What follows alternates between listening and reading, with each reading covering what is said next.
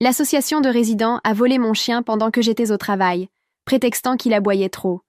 Thor a toujours été bruyant. Un golden retriever en bonne santé, joyeux, un peu pâteau, comme tout chien heureux devrait l'être. Il aboyait quand il voyait le facteur, quand il entendait des pas inhabituels sur le trottoir, quand d'autres chiens passaient ou quand le camion poubelle s'arrêtait devant la maison. Mais il n'a jamais été agressif.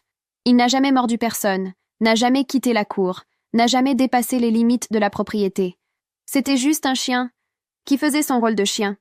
Quand j'ai emménagé dans ce quartier, il y a 3 ans, je pensais que j'allais trouver la tranquillité. De jolies maisons, des rues bien entretenues, un voisinage organisé. En vérité, trop organisé. J'ai vite découvert que l'association de résidents contrôlait chaque détail d'une main de fer et organisait d'interminables réunions. La pelouse ne pouvait pas dépasser une certaine hauteur. La couleur de la clôture devait être approuvée. Des plantes hors normes provoquèrent des avertissements officiels. J'ai trouvé cela exagéré, mais j'ai pris sur moi. J'ai essayé de m'adapter. Sauf que Thor ne savait pas être discret. Au début, il y a eu quelques plaintes informelles. Un petit mot anonyme dans la boîte aux lettres. « Votre chien aboie trop. Veuillez régler ça. » Puis une voisine, toujours avec ce même sourire artificiel, m'a dit d'un air détendu « Oh, votre chien est magnifique. Dommage qu'il aboie autant, n'est-ce pas ?» J'ai pensé que c'était juste un voisin grincheux qui n'aime pas les animaux et qui veut un quartier silencieux comme un cimetière. J'ai continué ma vie. Je sortais Thor en promenade. Je le lavais chaque semaine. Je maintenais ses vaccins à jour. C'était mon compagnon, mon ami après une longue journée de travail. Mais, avec le temps, les signaux sont devenus plus sérieux. Les premières amendes sont arrivées, petites au début. Infraction pour perturbation sonore. Puis des avertissements écrits, avec copie au syndic. Des réunions de l'association de résidents ont commencé à se tenir en cachette. On m'a exclu des groupes. On a cessé de me saluer. Les voisins qui me souriaient, jadis, ont commencé à éviter mon regard. Plus personne ne répondait à mes « bonjours ». On aurait dit que j'avais transgressé une règle silencieuse et que j'étais punie socialement pour cela. J'ai commencé à m'inquiéter. J'ai essayé de dialoguer. J'ai écrit une lettre pour m'excuser de tout dérangement. J'ai même acheté un collier anti-aboiement, à contre-cœur, juste pour montrer que je coopérais. Mais rien n'y faisait. Ce vendredi-là, je suis partie de chez moi à 7h du matin, comme d'habitude. J'ai donné à manger à Thor, laissé de l'eau propre, lui ai caressé la tête et j'ai dit « Sois sage, mon grand. Demain, on fera une longue promenade. » Je suis rentrée à 18h. La rue était étrangement silencieuse. Je suis passée par la porte de derrière et j'ai appelé « Thor, viens, mon grand. » Silence. Je l'ai rappelé. Pas un aboiement. Pas le moindre bruit de pattes. J'ai couru jusqu'au jardin. Le portail était fermé à clé, comme toujours. Mais l'endroit, vide. Son collier était suspendu. Sa gamelle d'eau, intacte. Le ballon rouge, dont il ne se séparait jamais, gisait tout seul dans un coin. J'ai paniqué. J'ai fouillé la maison, j'ai appelé les voisins, fait le tour du quartier. Rien. Pas un signe. Pas un aboiement. Aucune piste. C'est alors que je l'ai vu, collé avec du ruban adhésif sur ma porte d'entrée. Il y avait une enveloppe blanche, sans expéditeur. À l'intérieur, un papier à en-tête de l'association de résidents, au texte froid, bureaucratique, impersonnel. Nous vous informons qu'après des plaintes répétées et compte tenu de la gêne provoquée par l'animal Thor, l'association a autorisé son retrait par une équipe spécialisée. Cette mesure vise à préserver le bien-être de la communauté. Nous vous remercions de votre compréhension. L'association de résidents. Mes mains tremblaient. Mon estomac se nouait. J'ai relu ce papier au moins 10 fois. Retirer ? Comment ça, retirer ? Qui sont-ils pour emmener mon chien sans même m'avertir ? Quel genre d'association estime pouvoir pénétrer chez quelqu'un et prendre un animal de compagnie comme si c'était un déchet indésirable ? Je me suis assise sur les marches du perron avec ce papier froissé entre les mains, le cœur à vif. Thor n'était pas qu'un chien. Il était mon foyer, mon équilibre, mon silence après le chaos. Et maintenant, il avait disparu. Je n'ai pas fui, je n'ai pas pleuré. Je suis restée là, immobile. La colère était en train de naître, comme un orage silencieux. Mais une chose était sûre, ça ne se terminerait pas comme ça. Ça ne faisait que commencer. Le lendemain matin, avant même le lever du jour, j'étais déjà debout, les cernes marquées, le visage bouffi, les yeux brûlants d'avoir passé la nuit sans fermer l'œil. J'avais regardé au moins 20 fois les enregistrements des caméras de sécurité, cherchant un quelconque mouvement au portail, un bruit, Un indice sur la façon ou le moment où Thor avait été emmené. Mais il n'y avait rien. Ils avaient coupé les caméras. Ce n'était pas un acte précipité. Ils l'avaient planifié. La première chose que j'ai faite, ça a été d'appeler le numéro de l'association de résidents, qui, bien sûr, m'a renvoyé directement sur la messagerie. Ensuite, je suis allée au bureau administratif, où se trouvait une réceptionniste externalisée qui a à peine levé les yeux de son écran. Quand j'ai demandé où était mon chien, elle a dit d'une voix glaciale. Il a été retiré par une équipe de contrôle du bruit et conduit au refuge partenaire. Je n'ai pas plus d'informations. Partenaire de qui? Qui a autorisé ça? Vous ne pouviez pas simplement entrer chez moi. C'est dans le règlement de l'association de résidents. Vous avez signé à votre arrivée. Elle m'a montré une copie plastifiée d'une clause obscure dans le contrat d'adhésion. Ça parlait d'intervention en cas de nuisance collective avérée et de mesures de confinement autorisées au nom du bien-être général. Je jure que je n'avais jamais lu ça. Je n'aurais jamais cru que quelqu'un puisse interpréter intervention comme venir voler votre chien pendant votre absence. Je suis partie de là en tremblant. Je suis allée directement au refuge en question. En arrivant, je m'attendais à une confrontation, mais la femme à l'accueil m'a reçue avec un air profondément gêné et une phrase qui résonne encore dans ma tête. « Oh, vous devez être la maîtresse de Thor? Eh bien, il n'est plus ici. »« Comment ça, il n'est plus ici ?» ai-je demandé, la voix brisée. « Il a été donné en adoption. Hier soir, c'était une situation d'urgence, ils ont affirmé qu'il était agressif et qu'il représentait un danger pour le voisinage.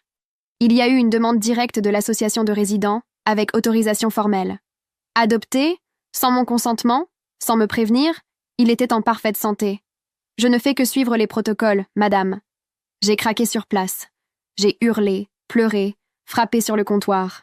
J'ai réclamé des documents, des registres, des vidéos, n'importe quoi.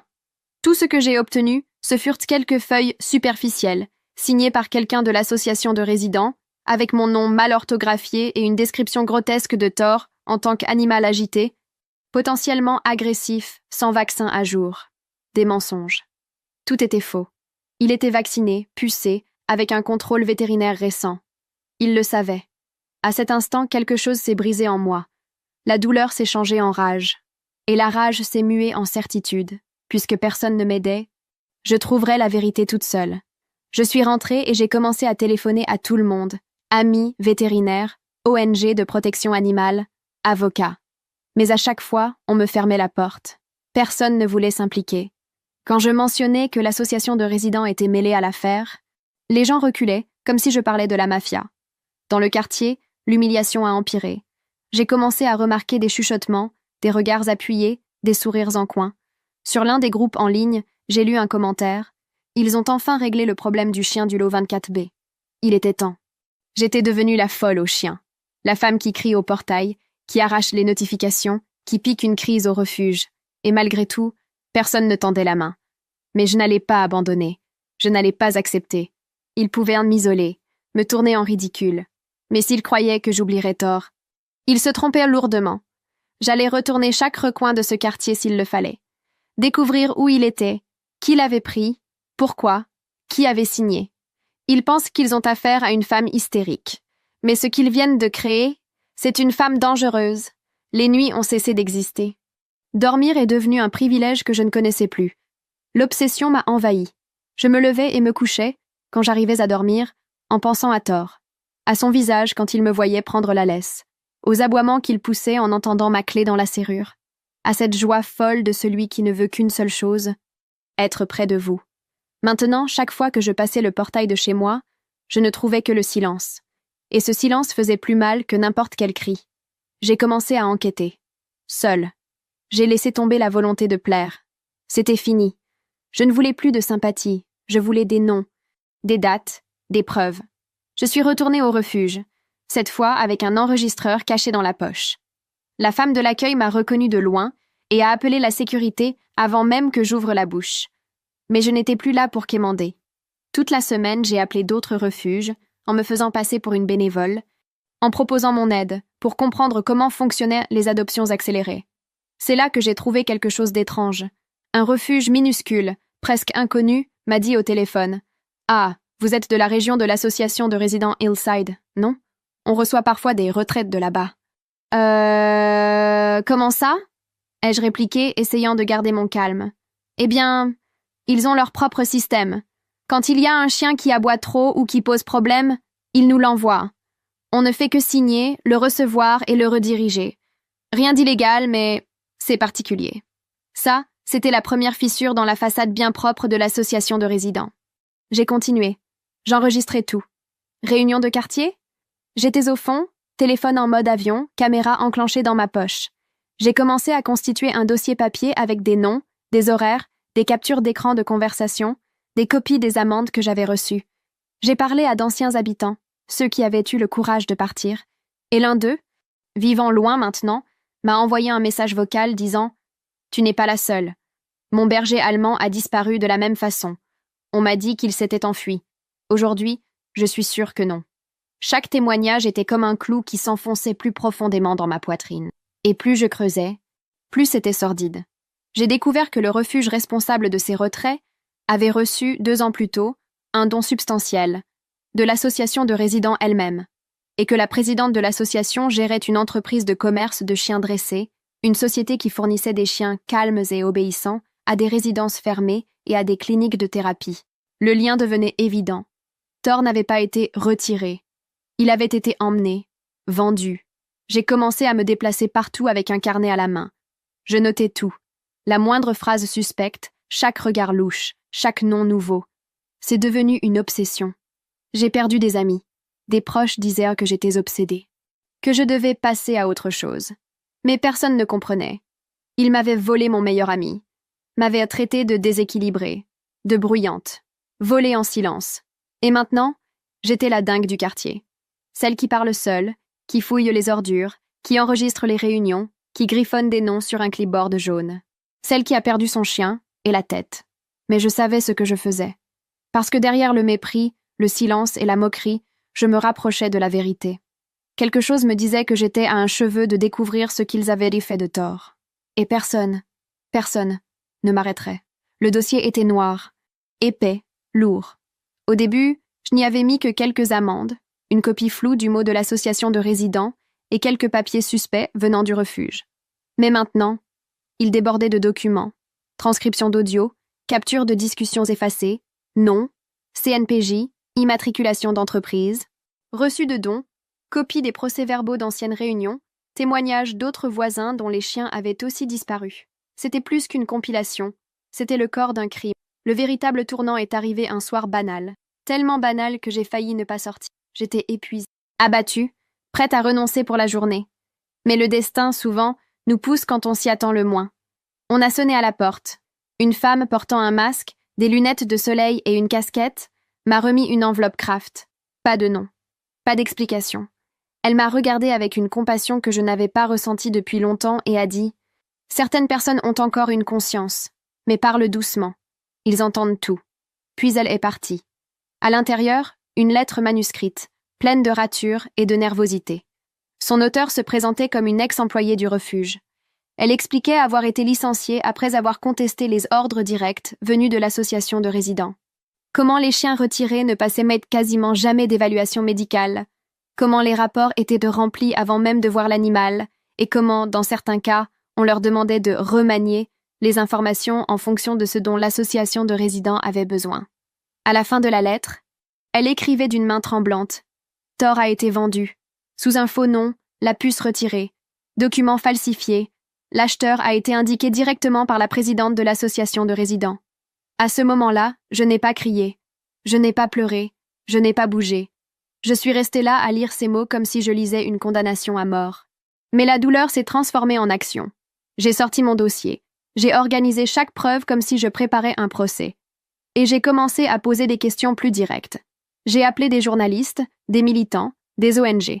Certains m'ont ignoré. D'autres se sont moqués. Mais l'un d'eux, en particulier, m'a écouté. C'était un journaliste d'investigation.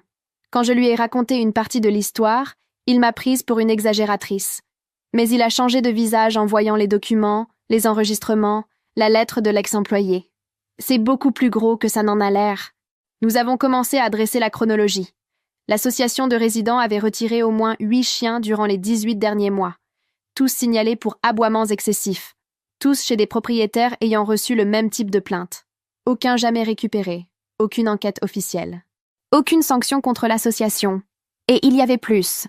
On a découvert que la présidente de l'association était listée comme partenaire dissimulé dans 2 entreprises. L'une fournissait des chiens pour des copropriétés de luxe, l'autre était une clinique de rééducation employant des chiens sociables et dressés pour des traitements thérapeutiques. Thor était entré dans ce système. Un chien jugé trop bruyant pour le quartier, mais parfait pour être domestiqué et revendu ailleurs. Pendant ce temps, la façade de l'association de résidents tenait bon. Ils étaient toujours considérés comme un modèle d'organisation et d'harmonie communautaire. La présidente était encensée comme une leader exemplaire, signait des colonnes dans le journal local, participait à des événements caritatifs. Et moi, j'étais toujours la folle du lot 24B. Mais maintenant, j'avais tout ce qu'ils avaient fait. Et même si j'avais encore mal d'imaginer Thor ailleurs, peut-être perdu, peut-être attendant que je vienne, je savais que j'étais sur le point de faire basculer cette histoire. Je n'étais plus une femme qui crie seule dans le vide. J'étais une femme avec un dossier. Et ils allaient tomber. Je pensais qu'amener tout ça à la mairie serait le début de la fin. Que preuve à l'appui, solide, concrète, avec dates et noms, quelqu'un se lèverait pour dire « C'est grave, nous allons enquêter ». Je suis arrivée là-bas en serrant mon dossier noir contre moi comme s'il s'agissait de mon propre cœur. Comme si je croyais encore à la justice, là où il y a des preuves. Mais ce que j'ai reçu, c'était de la bureaucratie, des formulaires, des analyses préliminaires, des réponses vagues. L'employé qui m'a reçu semblait plus préoccupé par son café que par mon histoire. Il a feuilleté les pages comme on feuillette un catalogue. Puis il a conclu de sa voix automatique. « Madame, vous devez formuler votre plainte par écrit et attendre qu'elle soit enregistrée. Le service juridique l'analysera sous 30 jours ouvrables. » 30 jours. 30 jours pendant que mon chien pouvait être n'importe où. Pendant qu'on pouvait en prendre d'autres. Pendant que la présidente de l'association de résidents continuait de sourire dans les journaux et d'être applaudie dans les réunions de quartier. Je suis partie en silence, mais intérieurement, je criais. Ma tentative suivante a été la presse. J'ai recontacté le journaliste qui m'avait écouté. Il était révolté par l'apathie de la mairie, mais quand il a voulu publier l'article sur un grand portail d'information, il a été bloqué par une relecture éditoriale soutenant que la plainte manquait de preuves officielles. J'ai commencé à soupçonner quelque chose de plus vaste. Un réseau qui protégeait ceux qui savaient agir en coulisses. J'ai passé des jours sans pouvoir manger correctement. Je déambulais dans la maison comme un fantôme. Le quartier, bien sûr, savait que je fouinais là où je n'aurais pas dû. Certains me regardaient encore plus mal. D'autres m'ignoraient. J'étais devenue ce bruit de fond irritant dans leur routine paisible. La même routine qui, sans qu'ils le sachent, dissimulait un crime. Et puis, j'ai reçu une autre lettre, sans expéditeur, glissée sous la porte. Un papier plié à la hâte. À l'intérieur, 4 lignes qui m'ont glacé le sang. Il est à la ferme Creek Hill, près de la sortie nord. Ils l'ont emmené en disant qu'il était agressif et malade. Vérifie les registres. Ils mentent. Tu n'as pas été la seule. J'ai mis quelques secondes à reprendre mon souffle. La ferme Creek Hill. J'en avais déjà entendu parler. Un centre de traitement humanitaire pour les animaux considérés comme non adoptables.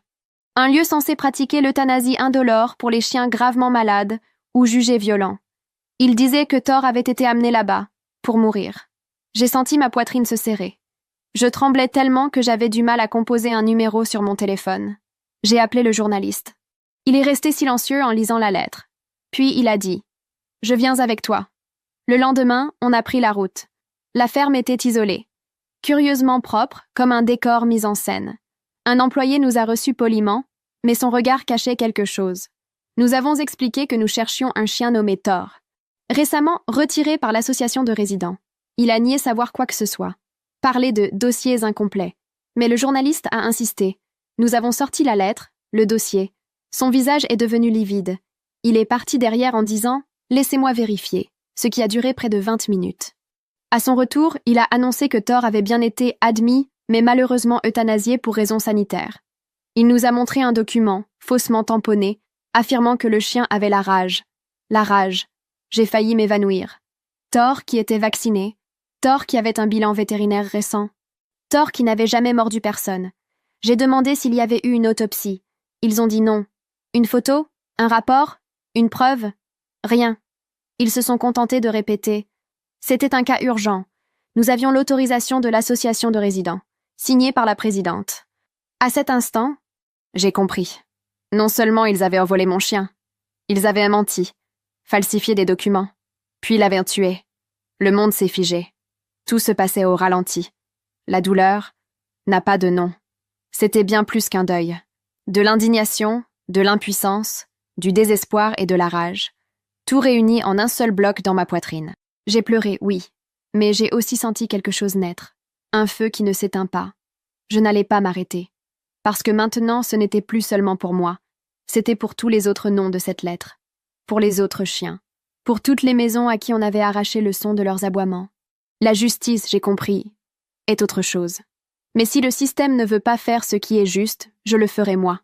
Et ils m'entendront. Même si je dois crier. Il n'y a pas eu de veillée. Pas de corps. Pas d'adieu. Thor était parti comme s'il n'avait jamais existé. Comme s'il était juste un problème de plus résolu par l'association de résidents. Un aboiement gênant qu'on fait taire au nom de la convivialité du voisinage.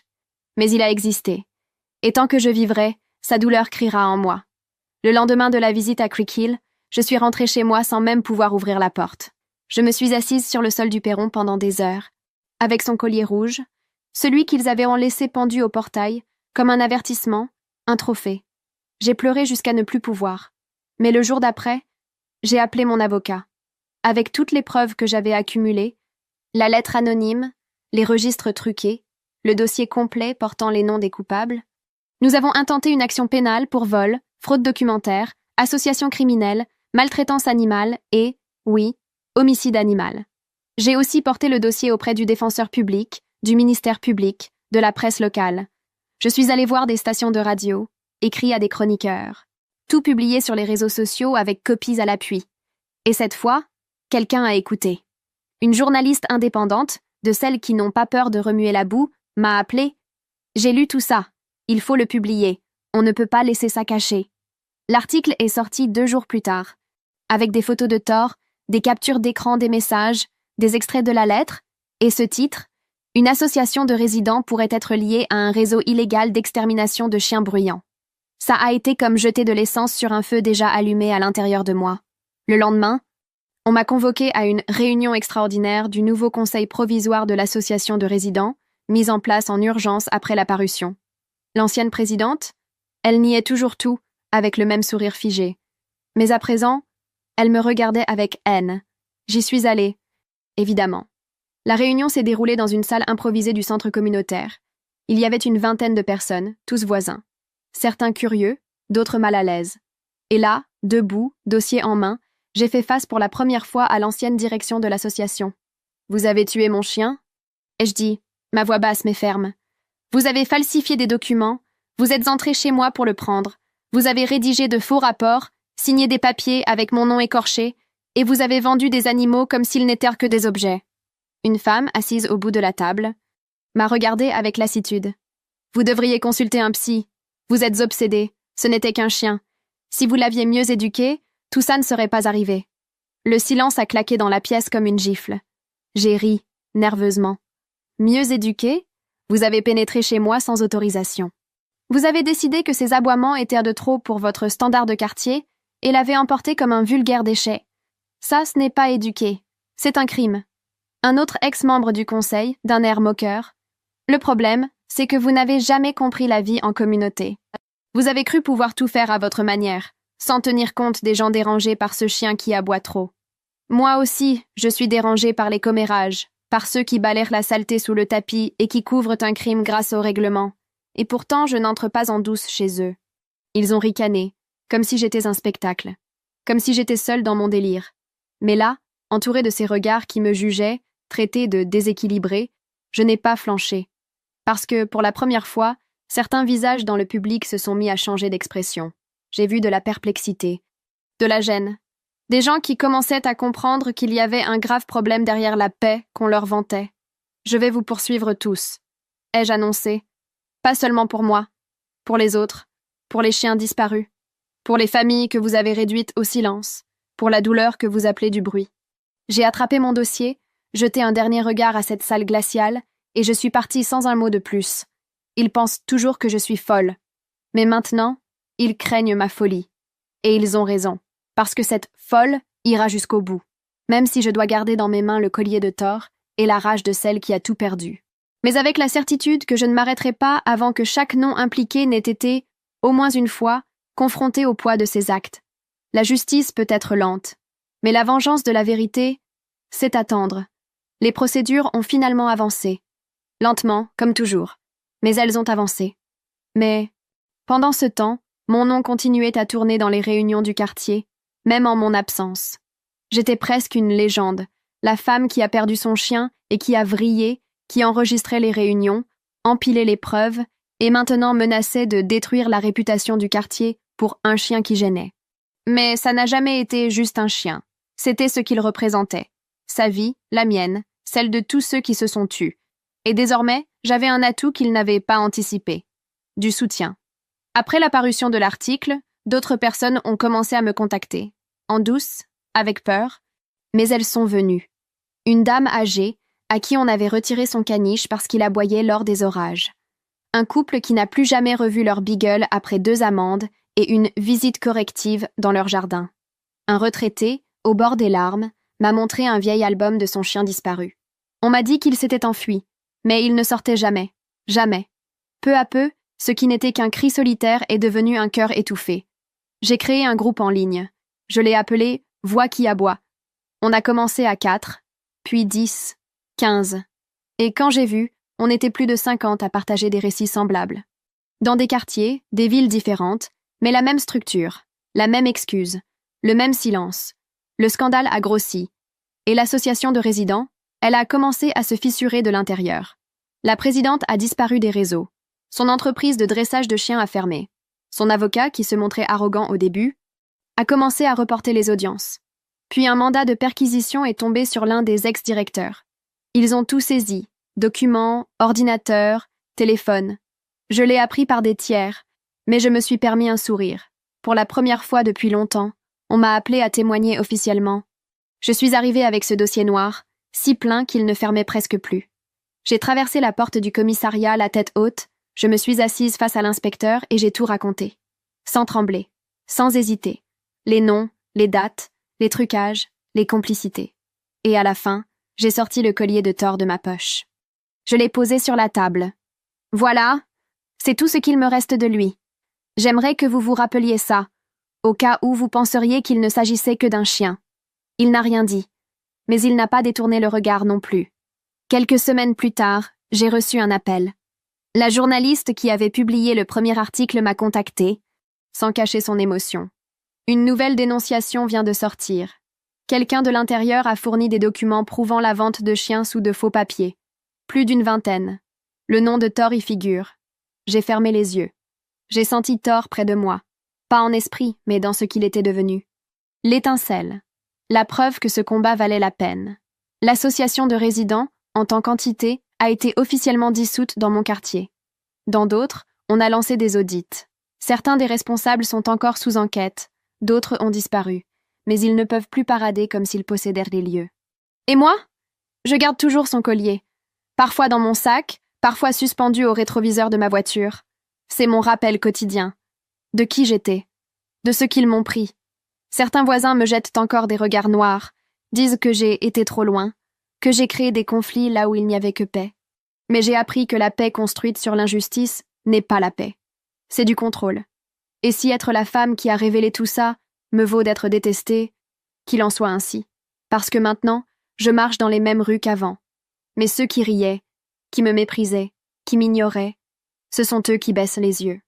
Je n'ai pas perdu. C'est eux qui ne savent pas quoi faire quand le silence aboie plus fort que n'importe quel chien. La nouvelle est tombée un matin de pluie. Je prenais mon café, distraite, en essayant pour la première fois depuis longtemps de vivre une matinée ordinaire. La télévision était allumée à bas volume. Et puis, le bandeau a défilé. Une ex-présidente d'association de résidents est arrêtée pour sa participation présumée à un réseau illégal de retrait et de vente d'animaux. Son nom, son visage, les images de l'arrestation. Je n'ai pas eu de réaction immédiate. Je suis restée là, la tasse à la main, fixant l'écran. On l'a menée menottée, la tête baissée, les cheveux attachés à la va-vite. Le reportage évoquait l'usage de fausses identités, la falsification de documents, la maltraitance animale, l'association criminelle et le vol de propriété privée. Mon premier sentiment n'a pas été la vengeance, ni la joie. C'était plutôt un profond soulagement. teintée de fatigue. Elle n'était qu'un nom sur une longue liste.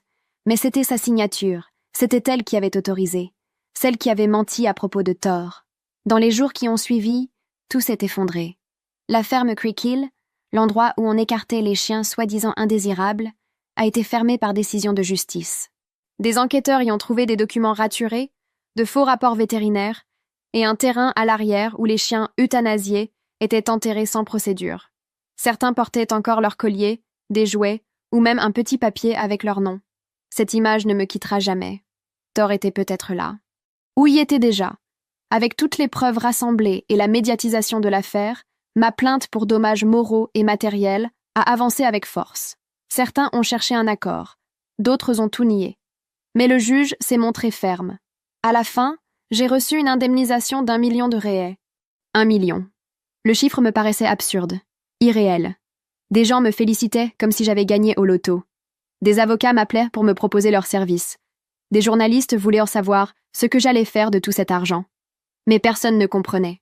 Avec cette somme, je pouvais acheter une autre maison, une voiture, changer de vie du tout au tout. Mais ça ne me rendrait pas tort. Ça ne me rendrait pas ces jours où il courait dans le jardin avec son ballon rouge. Ça n'effacerait pas son enthousiasme lorsqu'il entendait ma clé dans la porte. Ça ne me rendrait pas nos promenades, nos jours de pluie, la chaleur de son corps couché à mes pieds. Aucun montant ne peut combler le vide qu'il a laissé. J'ai utilisé une partie de l'indemnisation pour créer une ONG de protection animale. Je l'ai appelée Thor est mon nom. Elle est officiellement enregistrée. Aujourd'hui, elle aide des familles qui font face à des abus d'association, à la maltraitance, aux retraits illégaux. Nous avons déjà empêché la prise de dizaines de chiens. Nous avons obligé 2 résidences à rendre les animaux qu'elles avaient emportés.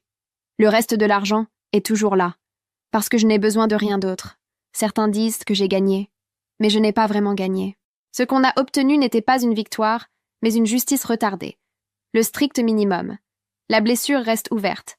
Je rêve encore de lui. Parfois je me réveille en croyant entendre des aboiements.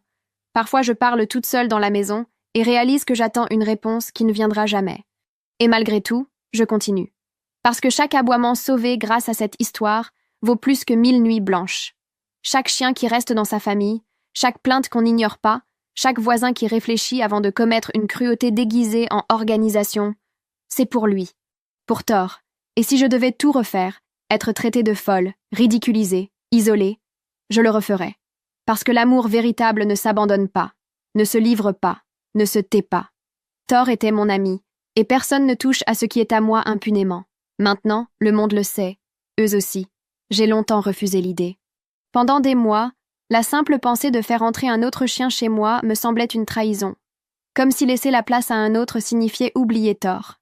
Comme si accueillir un nouveau compagnon effaçait son souvenir. Mais le silence est devenu trop lourd. La maison, même rafraîchie, même vivante grâce aux allées et venues de l'ONG, semblait vide quand je rentrais le soir. Elle me paraissait minuscule sous tant d'échos. Le portail s'ouvrait, et personne ne courait. Pas de pattes sur le sol, pas de souffle tout près du canapé, pas de regard joyeux lorsque j'entrais avec mes sacs. Ça s'est passé lors d'une foire d'adoption.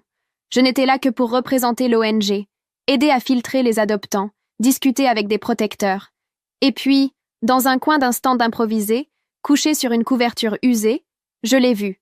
Pelage brun clair, museau tacheté, oreilles tombantes, de grands yeux expressifs. Mais ce qui m'a marqué, c'est la façon dont il m'a regardé, droit dans les yeux, comme pour dire « Enfin, tu es là ». « Celui-là est compliqué », a dit une bénévole. On l'a ramené 3 fois. Trop affectueux, trop besoin d'attention. Il est collant. Je me suis penchée, j'ai tendu la main doucement. Il n'a pas hésité. Il a posé son front contre ma paume et laissé échapper un long soupir, comme soulagé. « Comment s'appelle-t-il » ai-je demandé. Il n'a pas vraiment de nom. Chaque foyer lui en donnait un différent. Aucun n'a tenu. Je l'ai regardé à nouveau, et sans réfléchir, j'ai dit « J'ai... que Loki ». Elle a ri. « Loki ? C'est pas le dieu de la ruse et du chaos ?»« Oui. Et du changement, ai-je répondu. Je l'ai emmené chez moi ce jour-là. Loki est entré comme s'il habitait déjà ici. Il a sauté sur le canapé, exploré chaque pièce, senti le jardin où traînait toujours le ballon rouge de Thor dans un coin. Il a dormi contre mes pieds, sans crainte, comme si nous avions toujours vécu ensemble. Il était différent de Thor, plus agité, plus démonstratif. Il voulait rester près de moi tout le temps, Il a appris à ouvrir les tiroirs avec son museau, à cacher mes chaussettes, à tirer sur la nappe juste pour attirer l'attention. Mais son regard, son regard était le même, profond, entier, fiable. Pour la première fois depuis longtemps, j'ai souri sans tristesse. L'association de résidents n'existait plus. Dissoute officiellement. Le quartier était désormais une masse informe de gens feignant la paix, mais évitant de me croiser. Je restais celle qui avait poussé trop loin. Celle qu'on ne veut pas approcher, de peur d'être impliquée. Celle qui avait tout révélé, qui n'avait pas baissé la tête. Les enfants me regardent avec curiosité. Certains parents les écartent quand Loki et moi passons, comme s'il était dangereux, comme si j'étais contagieuse. Mais j'ai appris à vivre ainsi. Je n'attends plus de bonjour, je n'attends plus d'invitations, de cordialité, de réunions conviviales. Je n'en ai pas besoin. Maintenant, mon portail arbore une nouvelle pancarte. Ici vit Loki. Et personne ne reprendra ce qui est à lui. Loki est devenu mon alarme naturelle. Il aboie pour tout, et je ne l'en empêche pas. Désormais, je le laisse aboyer autant qu'il veut, parce que chaque aboiement me rappelle que cette maison est aussi la sienne. Et ceux qui n'aiment pas, qu'ils ferment leurs fenêtres. Il m'arrive encore de rêver de Thor. Mais dans ses rêves, il n'est pas triste. Il court aux côtés de Loki, comme s'ils se connaissaient, comme s'ils savaient que leurs histoires se sont entremêlées. Je regarde Loki, et je sais que je ne remplacerai jamais Thor. Mais je sais aussi qu'aimer de nouveau n'est pas oublier. C'est résister. Loki m'a rendu la joie qu'on m'avait arrachée. Et si certains veulent tant me traiter de solitaire, qu'ils le fassent. Les véritables solitaires, c'est le voisinage qui vit dans le silence, en prétendant que rien ne s'est passé. Moi, non. Ici, sur ce bout de terre, dans cette maison marquée, habite la femme qui les a tous affrontés et qui a gagné. Avec un collier, avec de l'amour, avec des aboiements, et avec Loki.